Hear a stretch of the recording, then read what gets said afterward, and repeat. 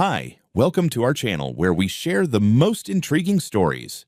When a quiet war veteran finds an eviction notice nailed to his gate by a corrupt HOA he never joined, he sparks a showdown that uncovers a multi-million-dollar fraud. One man, one house, one hell of a fight. This isn't just a story, it's a reckoning. I woke up that morning like I had every other Tuesday for the past 20 years, with the steady creak of my knees and the smell of brewed coffee drifting from the kitchen. Rasty, my old bloodhound, nudged at my boot with his nose, tail thumping softly against the floorboards. Sunlight crept through the blinds, painting long stripes across the living room rug. Another quiet day in Saddle Creek, Utah. Or so I thought.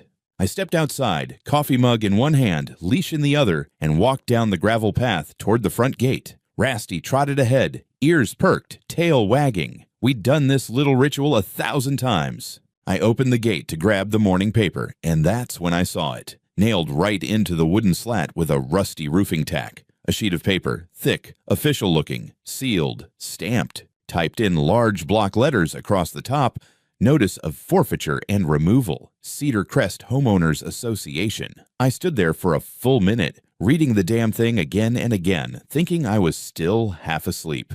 Mr. Hillman, your property is now considered part of Cedar Crest HOA jurisdiction due to administrative reassignment. As a result of unpaid association dues totaling $11,220, your home is now under HOA forfeiture procedures. You are hereby instructed to vacate the premises within 3 hours of this notice, or legal action will be pursued. Failure to comply will result in immediate enforcement. Sincerely, Karen Ferris, President, Cedar Crest Homeowners Association. I read it again, just to be sure I hadn't suffered a stroke sometime between bed and the mailbox. My name was on it. My address. The letterhead looked real, but everything about it screamed bullshit. I hadn't signed a damn thing with the HOA. My house, my land sat outside their bubble. Always had. I bought it with cash in 1985. Built it with my own hands and a borrowed backhoe. Lived on it since Reagan was in office and never owed a dime to anyone but the IRS. I stood there, still in my robe and boots, wind kicking up the edges of the notice, when Rasty let out a low whine. I looked down at him, then back at the paper. All right, I muttered. Let's see what the hell this is. I headed back inside, dumped my coffee, and picked up the landline. The HOA office number was printed at the bottom of the page. I called it. After 4 rings, a voice answered, cold, clipped, and unmistakably smug. Cedar Crest HOA. This is Karen speaking. Of course it was. Karen Ferris. Yes, and who is this? This is Frank Hillman. I just found your little eviction notice on my gate. Want to explain what the hell you think you're doing? There was a pause. Not long. Just long enough for her to size me up through the receiver. Then she spoke. Mr. Hillman.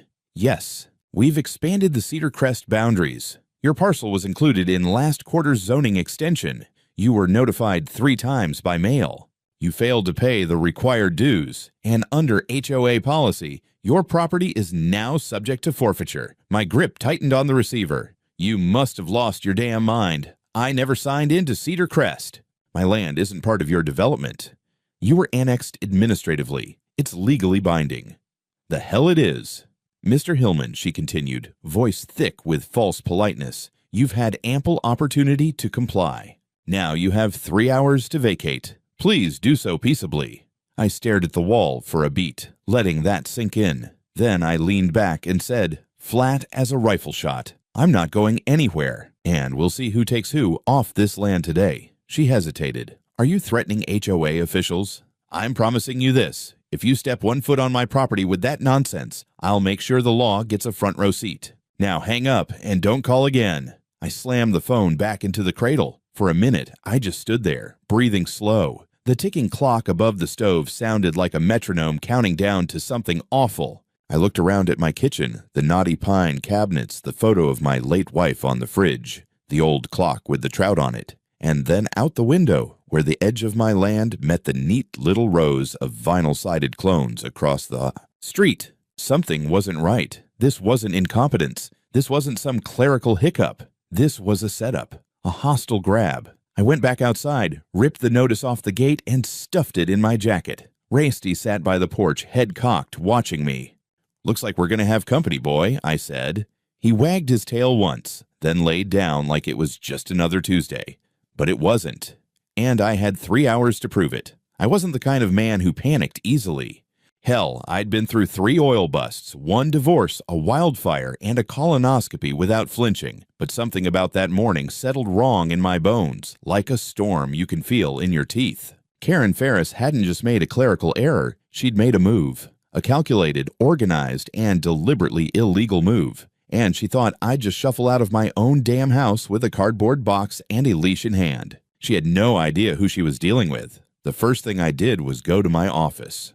Real office, not some laptop on the couch setup. It still had a metal file cabinet, a surplus desk from City Hall, and a landline with a cord that reached all the way to the back window. I threw open the cabinet and pulled out the fat red binder marked Property Original. It hadn't been touched in years, but it still smelled like old ink and glue. Inside was everything I needed. A certified deed dated August of 1985, issued by Uintah County. A topographic survey with my name, parcel ID, and boundaries marked in black ink. And the original tax record showing my land purchased. Outright, no liens, no covenants, no HOA. I copied everything, then scanned it and saved it 3 ways. USB, cloud, and 1 printed set to take with me. Next, I picked up the phone and dialed the direct number to Brooks Bronson, Uintah County's elected sheriff, and an old friend from back in my days on the local infrastructure board. We hadn't talked in a while, not since the flooding 3 springs ago, but when he answered, he didn't miss a beat. "Frank," he said, "you got that someone's about to regret their life choices tone again." "Brooks," I replied, "you got a minute?" I explained everything, the notice, the voice on the phone, the threat of forfeiture. I didn't sugarcoat a damn thing. By the time I was finished, there was a long silence on the line.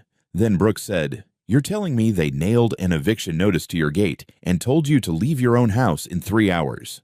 And they claim you're part of Cedar Crest now? That's the claim. They've got balls," he muttered. "All right, I'll talk to the county assessor's office and zoning. If what you're saying checks out, we're looking at fraud. Maybe criminal impersonation if she signed anything under false authority. I've got documentation for everything. I'm also sending a copy of the notice and my deed to your office and the DA. Do it now. And Frank, stay on your property. Don't open the gate to anyone. And if they show up before we're ready, call dispatch. I'll get someone there. Already planning on it." While the scanner hummed, I went into the back shed and flipped the switch on my old surveillance system. I'd installed the cameras a few years ago after some meth heads tried stealing copper wire from the barn. Never had to use them much, but they still worked. 8 cameras, full coverage, infrared, all wired to an external DVR and now streaming to my phone. By 10 o'clock, I had sent 4 emails. 1 to Brooks, 1 to the DA's office, 1 to the county recorder, and 1 to the Saddle Creek Times, marked confidential, just in case this thing got uglier. I also included a copy of the county zoning map I pulled from the public access site. My property sat just west of the HOA's boundary line, like an island surrounded by over-fertilized conformity. You could clearly see my lot was not included in their jurisdiction. It wasn't just my word. It was on the damn map. In color. I took a moment to breathe. Rasty had fallen asleep under the desk. Outside, the wind picked up, carrying the smell of cut grass in early autumn. But I couldn't relax. I remembered something. About 6 months back, Karen Ferris had approached me during a community social hour in front of the new clubhouse they built across the road. I'd walked over for free lemonade and wound up in a 20-minute monologue about property uniformity and shared values. She'd asked if I was open to integration, and I'd told her politely to take her integration and shove it where the HOA didn't shine. I didn't think anything of it at the time. Just another busybody with too much free time and a brochure fetish. Now I realized that was her probing me, testing the fence, seeing if I'd fold. She must have decided I was weak, alone, old, soft. A man she could pressure into silence. Well, she got the old part right. I grabbed my cell and checked the camera feeds. All quiet. For now. But I knew that wouldn't last. I went outside and looked down my drive. The gravel was still damp from last night's rain. The American flag fluttered in the wind above my porch. Everything looked peaceful, ordinary, but there was tension in the air, like static before a lightning strike. I picked up a wrench from my tool rack and tightened the bolts on the main gate. Just a habit. just something to keep my hands busy while the enemy lined up her next move. She gave me 3 hours.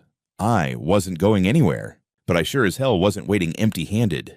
I didn't have to wait long. 2 hours and 31 minutes after the so-called notice had been posted, the gravel at the end of my driveway began to crunch beneath unfamiliar tires. I was sitting on the porch with Raisty curled up at my feet, a fresh cup of coffee in one hand and my cell phone in the other, camera feeds live and rolling to the cloud. I stood slowly, placed the cup down on the railing, and watched as the caravan pulled in. First came a white pickup truck with a Cedar Crest HOA logo slapped on the side like a damn sheriff's star. Big chrome grille, shiny tires, like it had never seen a dirt road in its life. Behind it, a newer model SUV followed. Tinted windows, no plates, no state tag. That already set my teeth on edge. The truck came to a stop just outside my gate.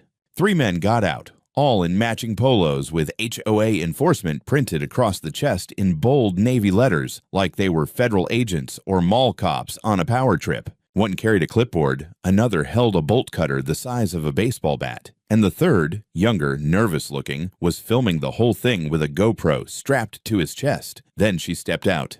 Karen Ferris, dressed head to toe in white, blazer, slacks, heels, like she was walking into a boardroom instead of someone's front yard. She carried a leather binder in one hand and a goddamn bullhorn in the other. She looked at me like I was some old wreck of a building scheduled for demolition. "Mr. Hillman," she called out through the megaphone, her voice amplified and brittle. "You have been served formal notice. You have failed to vacate the premises within the time allotted. HOA enforcement is authorized to secure and reclaim this property under Section—" I held up my hand, calm, steady, like I was signaling a dog to stay.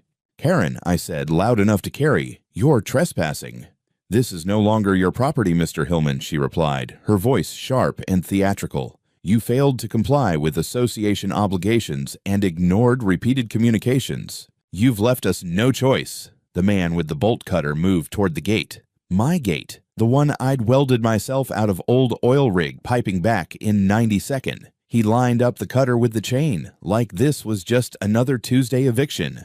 I stepped off the porch slowly, pulling my phone out, camera recording. "Karen," I said again, this time firmer, "I've already sent every document you faked to the county sheriff.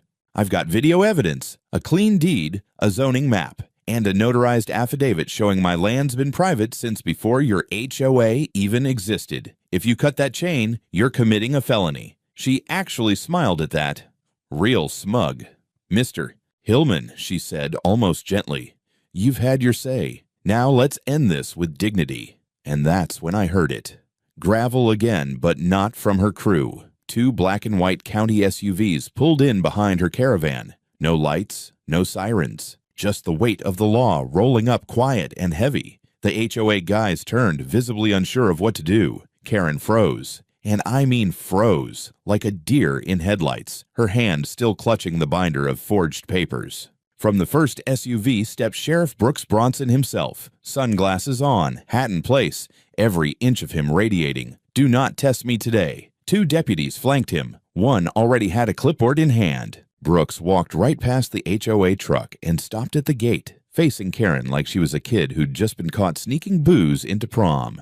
"Karen Ferris," he said flatly, "you're under investigation for criminal fraud, property falsification, and unlawful attempted seizure of real estate. Step away from the gate and put the binder down." She blinked. "Excuse me? I am the president of—" "You're not the president of anything right now. Hands where I can see them." It was beautiful, slow, precise. She didn't even get to scream or flail. One of the deputies already had the cuffs out. Her 3 little henchmen backed off fast. The guy with the bolt cutter dropped it like it was radioactive. Karen went pale as concrete. She muttered something about legal oversight, but Brooks was already reading her rights. I just stood there, leaning on my cane like I was watching a high school play wrap up its final act. Raisty, bless him, barked twice and trotted over to the gate, tail wagging like we'd just won the lottery. One of the deputies gathered up the fake documents, the eviction notice, the forged HOA declarations, even a fake title transfer form. Another began taking statements from the HOA crew who suddenly had no idea who gave them orders. Brooks looked over at me, gave the smallest nod, then said to one of his guys, "Bag everything. I want full forensics on those print dates, and get a copy of that body cam footage." If she forged anything else, I want it on record. Karen didn't look at me as they walked her to the SUV. She kept her eyes on the ground, mouth tight, heels clicking on the gravel like punctuation marks at the end of a failed sentence. I let out a long breath, not because it was over. I knew it wasn't, but because in that moment, on my own land, in front of my own house, I'd just watched a queen try to claim my kingdom and get dragged away in shackles for the effort. And I wasn't done yet. You'd think getting someone arrested in your front yard would end things, that the sound of steel cuffs clicking shut would be the final period on this mess. But I've lived long enough to know that snakes don't die easy. They shed their skin and try again, just slicker and harder to spot.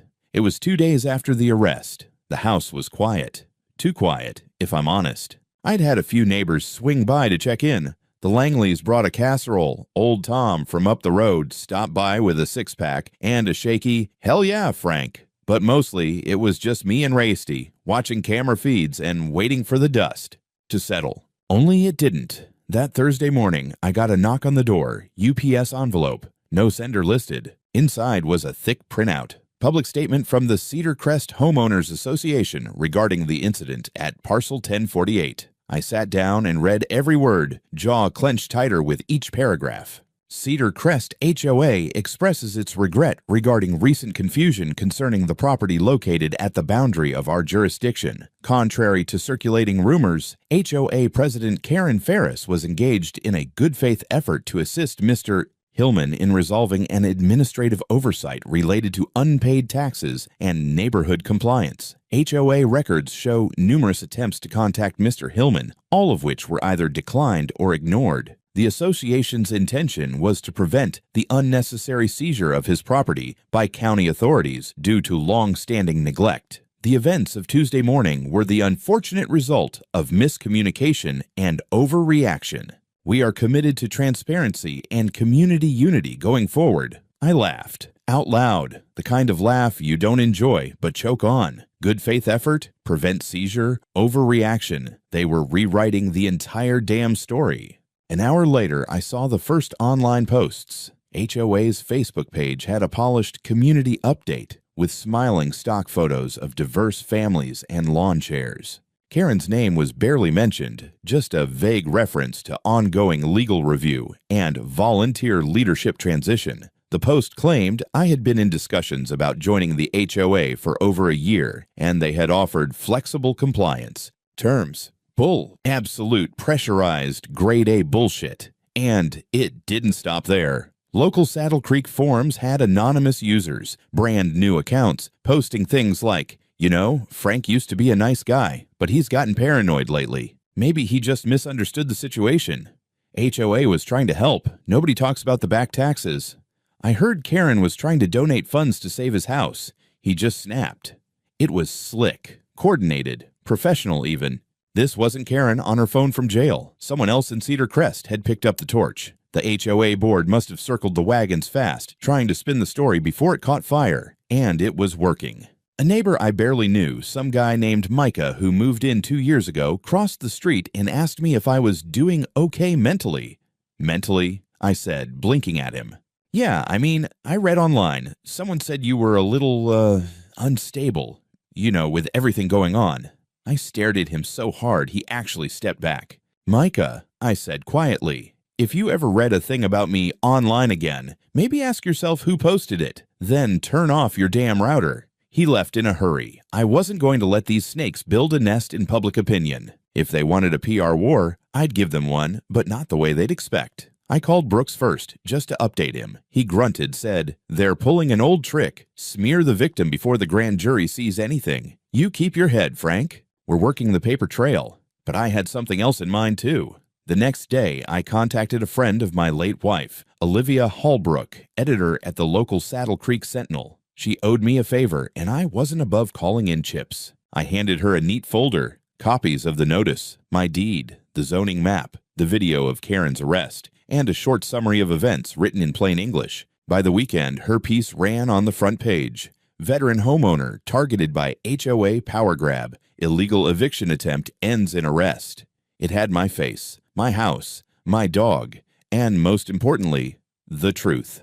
That's when the emails started. 5 other homeowners, elderly, quiet, people who hadn't spoken up before. They sent me copies of their notices, their invitations to join the HOA, their letters with missing page numbers and strange font mismatches. One of them, a widow named Elsie who lived up the hill, had signed something in 2015, thinking it was just a neighborhood welcome packet. Now her house was listed on a HOA foreclosure auction site, owned by a company with a PO box in Nevada. This wasn't just a mistake. This was a system, a racket. Karen hadn't worked alone, and her friends weren't done yet. But neither was I.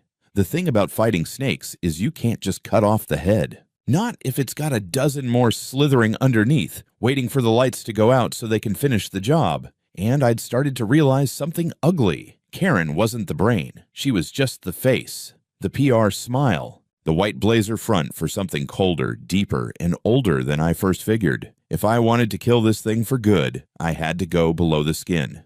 The call came from Wyatt Lanning, a buddy of mine from way back, once ran the local community theater before it went bankrupt during COVID. I remembered him as the only guy who could make a Shakespeare monologue sound like a bar fight.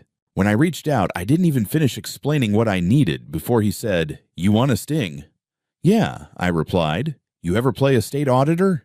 He laughed. "I once played Nixon in a bowling alley. I can be whoever you need." I gave him the backstory, told him to grow a beard, throw on a beige suit, and carry a cheap government-issued briefcase. I even printed a badge for him. Nothing official, just something that looked the part enough to make HOA idiots blink twice. We dubbed him Kenneth Talbot, Special Liaison for Regulatory Oversight. He showed up at Cedar Crest's temporary HOA office on a Monday morning, same one where Karen used to hold her little rulebook seances. A couple of her board members were already there, holding a closed-door meeting. Kenneth, walked in with full confidence and a clipboard, told them he was there for an emergency oversight review under Utah Code 1432 subsection G, which, by the way, does not exist. They bought it anyway. I sat in my truck 2 blocks away, listening through a wire he had pinned to the collar of his jacket. The man deserved an Oscar. "Well, we weren't expecting," one of the board members stammered. "Correct," Wyatt snapped, flipping through blank pages. That's how fraud inspections work. He got access to their printer logs, took photos of locked cabinets, asked questions about recent acquisitions, and then he asked if anyone else had signed transfer authorizations for my property. And that's when the magic happened. One of them, a bald guy named Daryl with the kind of voice you expect from a middle school vice principal, actually said, "Karen handled that one." She said the guy had already agreed. She just needed a signature on file. She found an old form from, 2014 and reused it. Wyatt paused just long enough.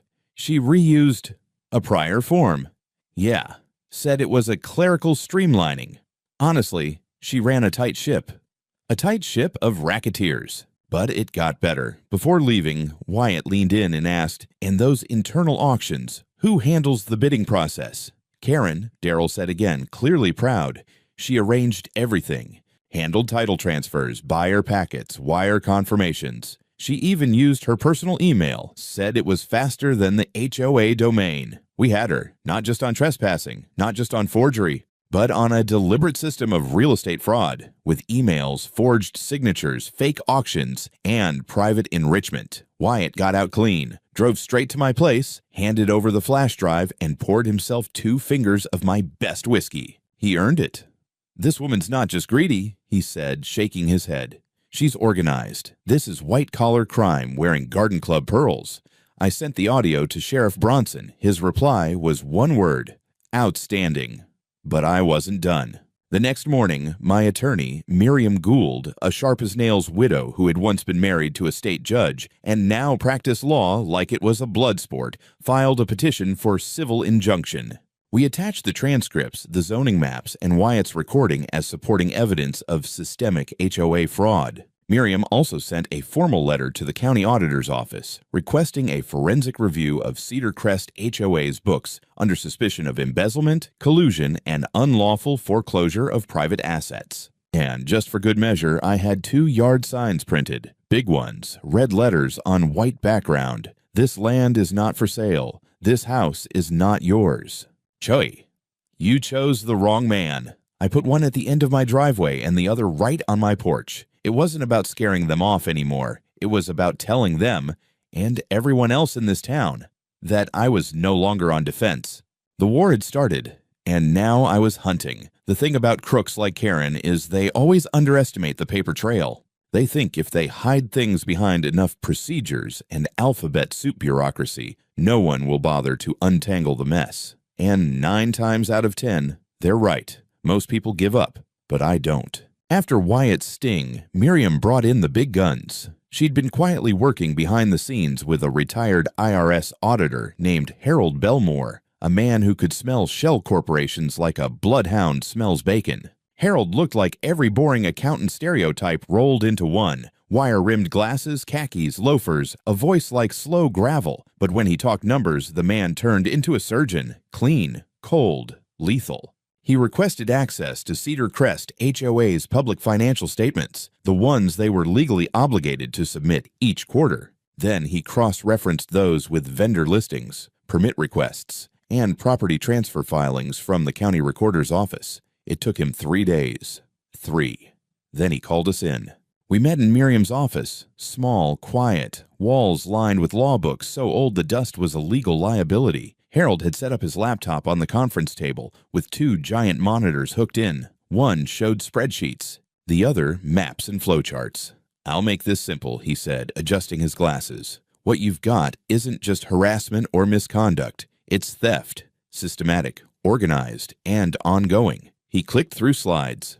Over the last 4 years, Cedar Crest HOA reported landscaping and security expenditures that exceeded $2.1 million. But I traced those payments, and here's the kicker, to 4 shell companies. All of them were registered to a P.O. box in Henderson, Nevada. And the authorized signer on all 4 accounts? Click, a scanned signature, Karen Ferris. She created fake vendors, Harold continued, then funneled HOA dues into them, billed them as services, pocketed the cash. I estimate conservatively that she skimmed between $3.5 and $3.8 million total. Miriam didn't flinch. "What about property seizures?" "Worse," Harold replied. Using compliance violations as a pretext, she targeted elderly or absentee homeowners, sent them letters they didn't understand, then initiated foreclosure under the HOA's bylaws. But those auctions? He pulled up a web page, password-protected private domain. She ran them off the books, sold the homes to proxies, flipped them, profited again. We're talking criminal fraud, wire fraud, RICO-level conspiracy. I stared at the screen. One of the homes listed was Elsie's, the widow who'd sent me that confused letter. Another belonged to a man I knew, a Korean War vet who'd moved to assisted living last year. His daughter never got a chance to reclaim the house. It had already sold at auction to one of Karen's fake LLCs. "Can you prove all of this?" I asked, low. Harold didn't even blink. "Already have. I've got timestamps, IP logs, vendor routing info, and internal emails. I even matched up signatures. Some of the deeds were notarized by a woman who died in 2019. Miriam stood, hands behind her back, like a general surveying a battlefield. "We take this to the district attorney," she said. "Full brief. Multiple victims. This isn't civil anymore. It's criminal and federal." That same afternoon, Brooks called me. He'd already been briefed. "Frank," he said, "you've opened the gates of hell for them." "Good," I replied. "Let it burn." He told me a multi-agency task force was now involved, state fraud investigators, the Attorney General's office, even a few folks from the Department of Housing and Urban Development. Turns out HOA fraud wasn't just local anymore. This thing had spread into other neighborhoods, other counties. Cedar Crest was just the model. Karen's little empire was about to collapse like a prefab patio set in a hailstorm, but there was one last cherry on top. Miriam walked into the next HOA board meeting, uninvited, and handed each surviving member a printed copy of Harold's report. Their faces went pale one by one as they turned the pages. Then she smiled and said, "You should all lawyer up." And with that, we walked out, heads high, storm behind us. But I knew it wasn't over yet, because people like Karen don't go down quietly. They screech on the way out. They came for her on a Thursday, not with sirens and shouting, not like in the movies. It was quiet, surgical. 2 unmarked black vehicles rolled up to her McMansion on Bluebell Lane just past dawn. The front yard still had Halloween decorations, cheap plastic skeletons scattered on the lawn like an accidental metaphor. I didn't see it in person, but I watched the footage later. Karen stepping out in a silk robe, clutching a coffee mug like it could ward off what was coming. She tried to talk. They didn't let her. One of the officers read off a list of charges so long it barely fit in one breath. Conspiracy, mail fraud, wire fraud, forgery, elder exploitation, racketeering. Her knees buckled halfway through. By noon, the story was everywhere. The Salt Lake Tribune ran a front-page headline, HOA president indicted in multi-million fraud, elderly residents targeted in statewide scheme. Karen's mugshot, eyes puffy, mouth clenched, makeup half gone, sat next to a photo of my front porch, and a caption that read, Frank Hillman refused to leave his home, and uncovered the truth. I didn't want the attention, but I wasn't going to run from it either. That weekend, a news crew came out from Salt Lake. Young woman with a sharp blazer and a smile too wide for the weight of the story. They interviewed me next to my old red barn, Rasty snoozing in the background like a seasoned bodyguard. I kept it short. If folks think age makes you weak, I told the camera, they haven't met the kind of old men who build their houses nail by nail and pay for them in cash. I'm not just a veteran, I'm a homeowner, and that still means something where I come from. The footage went viral. God help me. My nephew sent me a screenshot. Apparently, I was trending on TikTok under Host Layer, whatever that meant. But the attention wasn't the satisfying part. The satisfying part was what came after. Under pressure from the state, Cedar Crest HOA was placed under emergency receivership. The remaining board members resigned. Some cut deals. One of them, Daryl, the bald stooge from the Sting, flipped completely and handed over every file, login, and meeting recording he had. Turns out Karen had been running versions of this scheme for years, not just in Cedar Crest, but in 2 other HOAs she'd consulted for out in West Valley. The deeper investigators dug, the worse it got. In one case, she had foreclosed on a widower while he was in hospice, then used a forged power of attorney to sell the home. The man died before he even knew he'd been robbed. In another, she targeted a Korean War vet's family trust, used an internal policy amendment to override their claim to the home after the owner was moved to assisted living.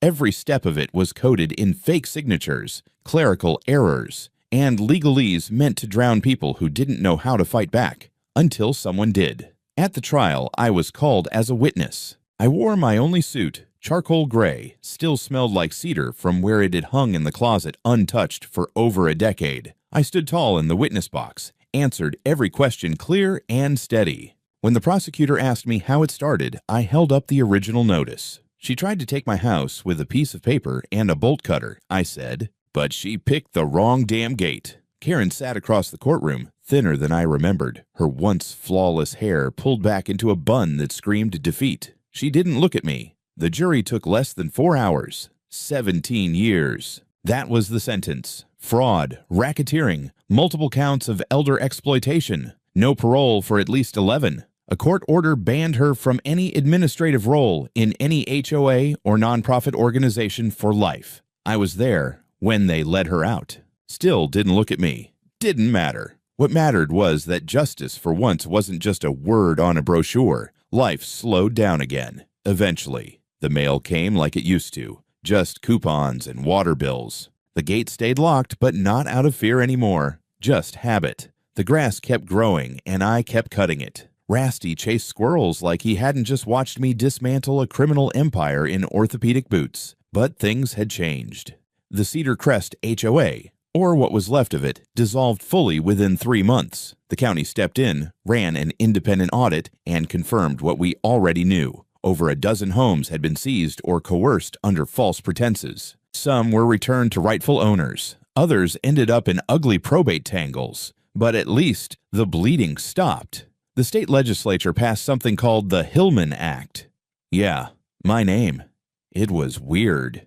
The bill created new oversight rules for HOAs, mandatory transparency, third-party audits, criminal background checks for board members, and clear opt-out clauses for standalone properties. They even used language from Harold's report in the legislative notes. I still keep a copy framed above my workbench in the shed, not because I'm proud, because people forget, and paper doesn't. One of the biggest surprises came from the neighbors, especially the newer ones. People who hadn't said more than 2 words to me before all this happened now stopped by just to talk.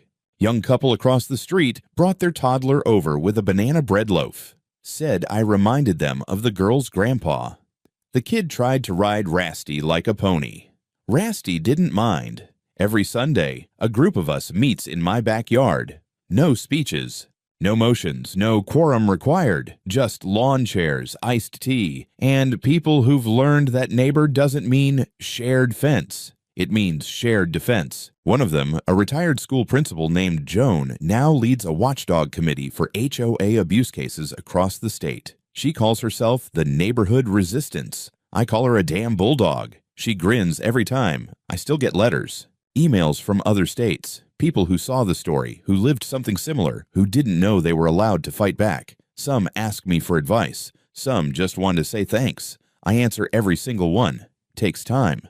But time's the one thing I've still got plenty of. I even started fixing up the old barn, not for tools or storage, but something else. Maybe a community workshop, a place to teach kids how to use a wrench, not just a tablet, something to pass on. And on the fence facing the street, right under the American flag that flaps like hell every time the wind rolls in from the canyon, I bolted on a new sign, thick wood, burned letters, clear as truth.